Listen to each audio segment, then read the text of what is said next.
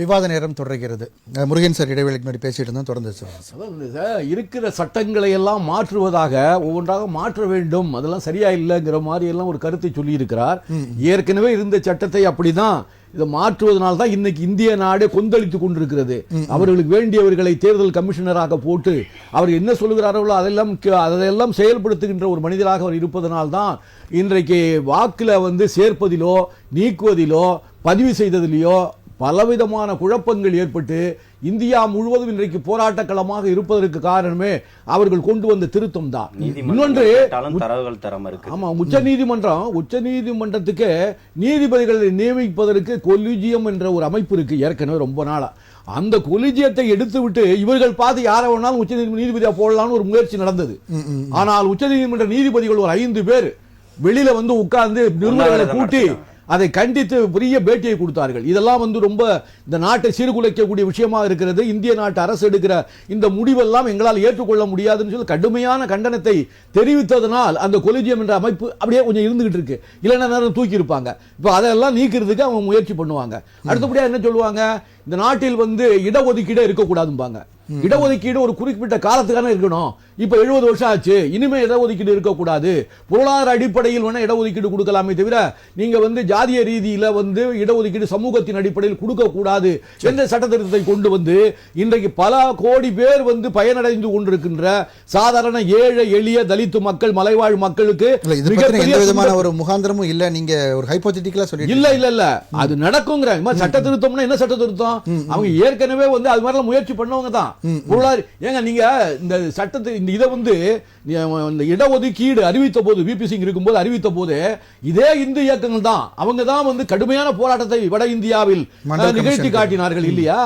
அதனால அவர்களுக்கு அதில் பிடித்தமில்லை. வேற வழி இல்லாம இந்திய நாட்டில் பெரும்பான்மையான மக்கள் அதை நன்றாக அனுபவித்துக் கொண்டிருக்கிறார்கள். இப்ப தமிழ்நாட்டை எடுத்துக்கு 69% இடஒதுக்கீடு இருக்கு. அது கொஞ்சம் கூட அவங்களுக்கு பிடித்தமில்லை. 69% இடஒதுக்கீடு தமிழ்நாட்டில் இருப்பதுல அவங்களுக்கு கொஞ்சம் கூட உடன்பாடு கிடையாது. இது போன்ற விஷயங்களை எல்லாம் தூக்கி வெளியே போட வேண்டும் என்பதுதான் அவருடைய கருத்தாக இருக்கிறது. எனவே இந்திய நாட்டினுடைய நலனுக்காக அவர்கள் எதை அறிவித்தாலும் ஜிஎஸ்டில அது எதுக்காக அறிவித்திருந்தாலும் ஜிஎஸ்டி குறைக்கணும் இல்லைங்களா? மற்றபடி நீங்க பெட்ரோல் வாங்குவதை எல்லாம் நாம் குறைக்க போறோம், உலக நாட்டில் தண்ணீர் விவர போறோம், அதெல்லாம் நீங்க முயற்சி பண்ணுங்க, தப்பே இல்ல. அதுதான் உங்களுடைய வேலை. ஆனா அந்த நாட்டு மக்களுக்கு தீங்கு விளைவிக்கக்கூடிய எதையும் அவர்கள் செய்ய வேண்டாம் என்பது அன்பான வேண்டுகோள். கண்டிப்பா சார். திரு தூத்துக்குடி செல்வம் சார், அதாவது அறிவிப்புகள் எல்லாமே பொய்யா இருக்கு, நம்புறதுக்கான சாத்தியக்கூறுகளே இல்ல அப்படின்னு சொல்லி எல்லாருமே சொல்றாங்க. உங்களுடைய பார்வை? செல்வம் சார், உங்க நிறைவான கருத்தை நீங்க சேர்த்தே பதிவு பண்ணிருங்க. சரி, 1868 சட்டம், 1868, 1872, 1908 சட்டங்கள் இன்றைக்கும் நடைமுறையில் இருக்குது. பத்திரப்பதிவுத்துறை சட்டம் எப்படின்னு கேட்டீங்கன்னா 1908 சட்டம். 1868 இருந்த குற்றவியல் நடைமுறை சட்டத்தை தான் இப்போ சமீபத்துல 2023 மாற்றி இருக்காங்க. நான் என்ன சொல்றேன், அந்நிய ஆதிக்கத்தில இருந்து காலனி ஆதிக்கத்தில இருந்து இந்தியா விடுதலை பற்றி 79 ஆண்டுகள் ஆகியிருக்கு. 18 ஆண்டுகள் வேற கட்சி. இன்னும் சொல்ல போனீங்கன்னா 61 ஆண்டுகள் இந்த நாட்டை ஆண்டது காங்கிரஸ். அவர்கள் செய்ய தவறியதை பாரதிய ஜனதா கட்சி செய்கிறது.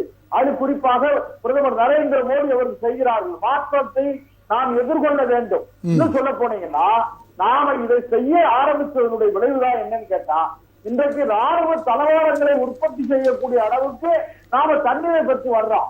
இன்னைக்கு இந்தியாவை உலக நாடுகளே பார்த்து இந்தியாவின் மீது ஆச்சரியப்படுகிற அளவிற்கு, அச்சப்படுகிற அளவிற்கு, நம்மோடு முரண்பட்டிருக்கிற பூகோள அரசியலில் நம்மோடு முரண்பட்டிருக்கிற அண்டை நாடுகள் கூட நம் மீது தாக்குதல் நடத்துவதற்கு அச்சப்படுவதற்கு காரணம் இந்தியா தற்சார்பு. சார், மாநிலங்கள் ஒரு நிதி பகிர்வு பெறணும்னா போராட்டம் நடத்த வேண்டியிருக்குன்னு முதலமைச்சர் சொல்லியிருக்காரு இல்லையா, தமிழக முதலமைச்சர்? நான் ஒண்ணு கேளுங்க. முதலமைச்சர் அவர்கள் கடைசி காலத்துல இப்போ என்னுடைய நண்பர் முரளி கூட சொன்னாங்க, இந்த 4 வருஷம் என்ன பண்ணாரு, 10 வருஷம் என்ன பண்ணாரு. 4 வருஷம் நீங்க என்ன பண்ணீங்க இந்த ஆட்சியில? நீங்க ஆட்சிக்கு 4 ஆண்டுகள் முடிந்து விட்டது. இன்னும் 10 மாசம் தான் மொத்தமே இருக்கு. இந்த 4 வருஷத்துல மக்களை தேடி முதல்வர், இல்லம் தேடி கல்வி, பாலிமானவர், நீங்க சரி, ஓகே, நிறைவு செய்யுங்க. ஓகே செல்வம் சார், நிறைவு செய்யுங்க, நேரம் குறைவு. தாய்மானவர் தந்தையானவர்கள் இப்பதான் உங்களுக்கு தெரியுதா? தம்பி ஜலீல் சொன்னாங்களே துப்புரவு தொழிலாளர்கள் என்ன கேட்டாங்க சார்? சரி, அந்த துப்புரவு தொழிலாளர்களுடைய வேலை வாய்ப்பை நன்றி சார். தனியாருக்கு கொடுப்பதற்காக, சரி, தனியாருக்கு தாரை வார்த்து கொடுப்பதற்காக இந்த அரசு செய்கிறது. ஓகே, இதை கம்யூனிஸ்ட் கட்சிகளில் இருந்து மற்ற எல்லோருமே கண்டிக்கிறார்கள். நன்றி சார். மயிலிறகால் தடவுறாங்க. நன்றி. தேசத்தை மக்கள் பார்த்து கொண்டிருக்கிறார். சரி, நன்றி சார். நன்றி. திரு கரூர் முரளி சார், உங்களுடைய நிறைவு கருத்தையும் சேர்த்தே பதிவு பண்ணலாம். அதாவது சார், இன்றைக்கு நம்மளுடைய பிரதமர் அவர்களுடைய பேச்சை பத்தி பேசுகிற பொழுது காங்கிரஸ் இயக்கத்தை சார்ந்தவர் ரொம்ப வருத்தப்பட்டு பேசினார். இந்த தேசத்திற்காக பாடுபட்ட நேருவினுடைய பெயரையோ, தேசத்தையாக இருந்த காந்தியினுடைய பெயரையோ இந்த நாட்டில் நினைவுபடுத்தாமல் ஒரு நாட்டினுடைய பிரதமர் பேசியிருக்கிறார். பார்லிமெண்ட்ல நேரு பேரை மட்டும் தானே சொல்லிட்டே இருக்காங்க சார். நான் சொல்லுவேன், பார்லிமெண்ட்ல நேரு அவர்களை பத்தி தானே தொடர்ந்து பேசிட்டு இருக்காங்க. நேருவை பற்றி விமர்சனம் செய்து கொண்டுதான் இருக்கிறார்களே தவிர இந்த சுதந்திர தின விழாவிலே பேசுகிற பொழுது என்ன செய்திருக்க வேண்டாம். சார் நிறைவு சார், இந்த மற்றவர்களுடைய கருத்து கேட்கணும். இந்த தேசத்துக்காக பாடுபட்டவர் தேசத்தந்தை காந்திக்கு நன்றி என்று சொல்லி இருக்க வேண்டாம். அதை விட்டுவிட்டு RSS இயக்கத்தை பற்றி பேசுகிறார். RSS இயக்கம் இந்த நாட்டுக்கு விடுதலை சந்தனை பேசுகிறார். அப்படி என்று சொன்னால் இல்ல இப்போ அது இல்ல இப்போ பிரதமர் மோடி அவர்கள் அறிவித்தது எலெக்ஷன் சார், கொஞ்சம் அமைதியா இருங்க. எலெக்ஷனுக்காக அப்படின்னு சொன்னா இப்ப முதலமைச்சர் அவர்களுடைய அறிவிப்புகளும் அது மாதிரி தான் பார்க்கப்படும் அப்படின்னு சொல்றாங்க ஜலீல் அவர்கள். சார் நான் என்ன சொல்றேன்னா சார், நான் இப்ப என்ன சொல்றேன் உங்ககிட்ட தெளிவா நான் சொல்றேன். எங்கள் முதலமைச்சர் சொன்னதை நிறைவேற்றியிருக்கிறார். நாட்டுடைய பிரதமர் நரேந்திர மோடி சொன்னதை நிறைவேற்றியிருக்கிறாரா? சரி, நாங்கள் 1000 சொன்னோம்.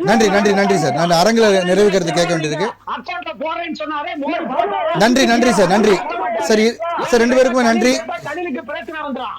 திமுக காரணம் வேணா இதை வேணா விமர்சனம் பண்ணலாம். என்ன சார் நிறைவேற்றிருக்கீங்க. நீங்க விவசாயத்தினுடைய உற்பத்தியை 2 மடங்காக உயர்த்துவோம். விவசாயிகளுடைய வருமானத்தை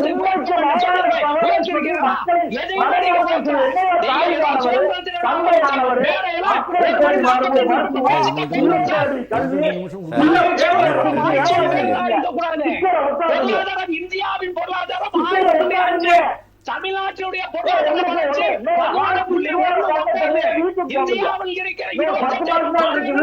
யாருக்கும் எதுவும் புரியாது. நீங்க ரெண்டு பேரும் பேசினா புரியாது சார். சரி, ரைட். நன்றி சார். நன்றி ரெண்டு பேருக்குமே நன்றி. திரு ஜலீல், உங்களுடைய நிறைவு கருத்து சேர்த்தே பதிவு. அதாவது இவர்கள் 2 பேருமே எப்படி இப்ப உள்ளுக்குள்ள எப்படி ஒரு குழப்பத்தில் ஆழ்ந்து இருக்கிறார்களோ அதே போலதான் அங்கே ஒன்றியத்தில் பிரதமர் மோடி அவர்களும் இங்கே தமிழகத்தில் ஆளக்கூடிய முதல்வர் அவர்களும் அவங்க 2 பேருமே அதை தான் பண்ணிக்கிட்டு இருக்கிறாங்க. இப்போ அவர் அங்கே வாழ்த்துறை வழங்கியதில் ஐயா அவர்கள் சொன்னாங்க இந்த மாதிரி இதை பற்றி பேசினாரா அப்படின்னு சொல்லிட்டு. அவர் பேசின இடமே செங்கோட்டை எப்படி உருவானதுன்றதுக்கு ஒரு வரலாறு இருக்கு. அதையெல்லாம் மறந்துட்டாரு. இது ஒரு செக்யூலரிச ஒரு ஜனநாயக நாடு. இந்த ஜனநாயக நாட்டில் இருந்துகிட்டு ஒரு இந்துத்துவனுடைய அமைப்புகளை அது மிகப்பெரிய ஒரு சேவைகரமான அமைப்புகள் அப்படின்னு சொன்னா செல்வானே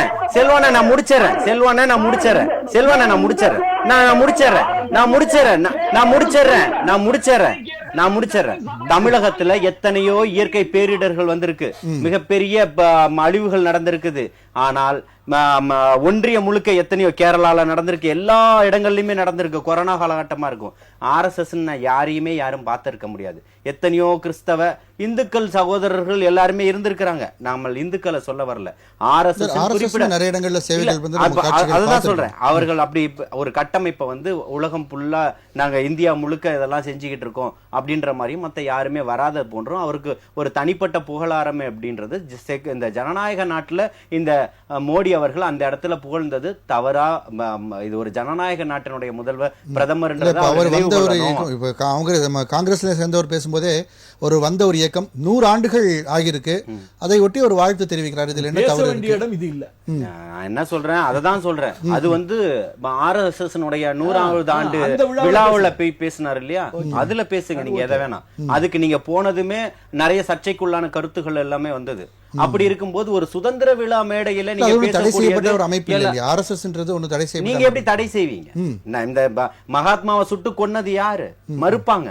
இன்னைக்கு இங்க இல்ல, அன்னைக்கு அங்க இருந்தாரு அப்படின்றது எல்லாமே அது போகும். அது தனி விவாதம். இப்போ பிரதமர் அவர்கள் எடுத்துக்கிட்டு வந்திருக்கக்கூடிய திட்டம் என்பது முத்து படத்துல தீபாவளி பரிசு காத்திருக்கு, நான் ராத்திரி தோட்டத்துக்கு வரவும் அப்படின்றது போல ராத்திரி எல்லாருமே தோட்டத்துக்கு வருவாங்க, தீபாவளி பரிசு எல்லாத்துக்குமே கிடைக்கும். அதே போல ஒருத்தர் ஏமாத்தி கொள்ளக்கூடிய விஷயம் மட்டும்தான் இருக்கும்.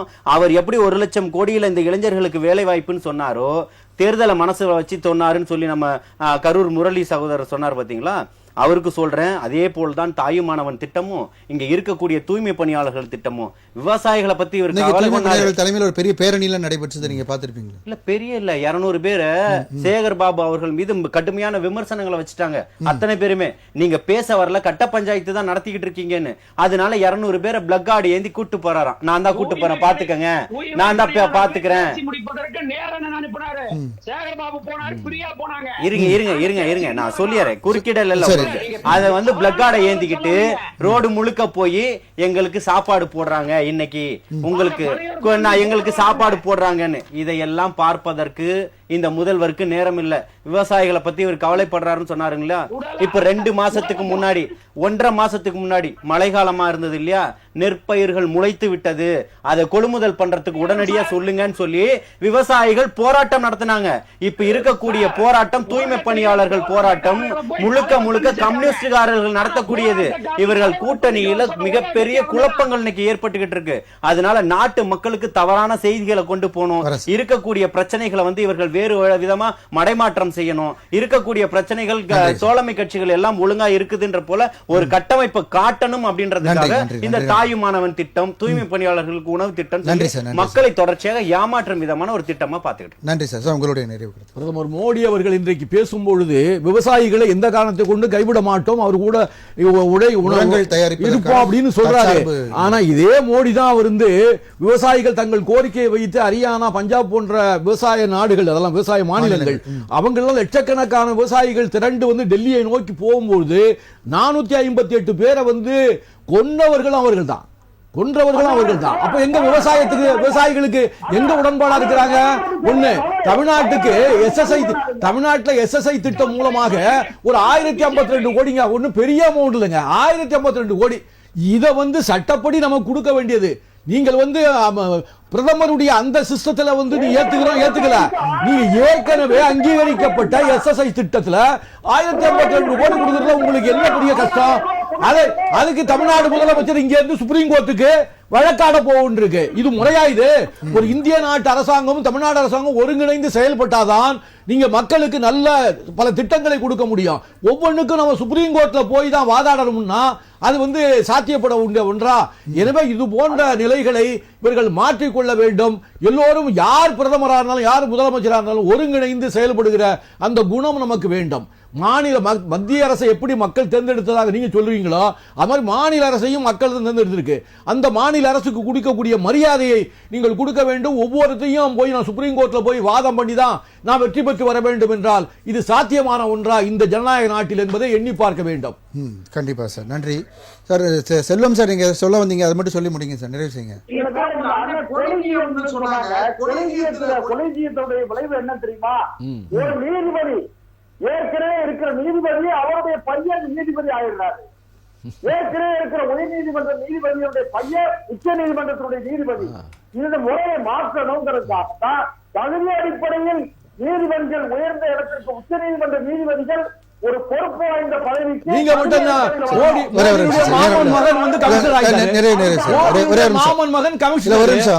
சார். நன்றி நன்றி சார். கரூர் முரளி சார், இப்போ ஜலீல் அவர்கள் சொன்ன குற்றச்சாட்டுக்கு நீங்க ஒரு வரியில பதில் சொல்லிருங்க சார்.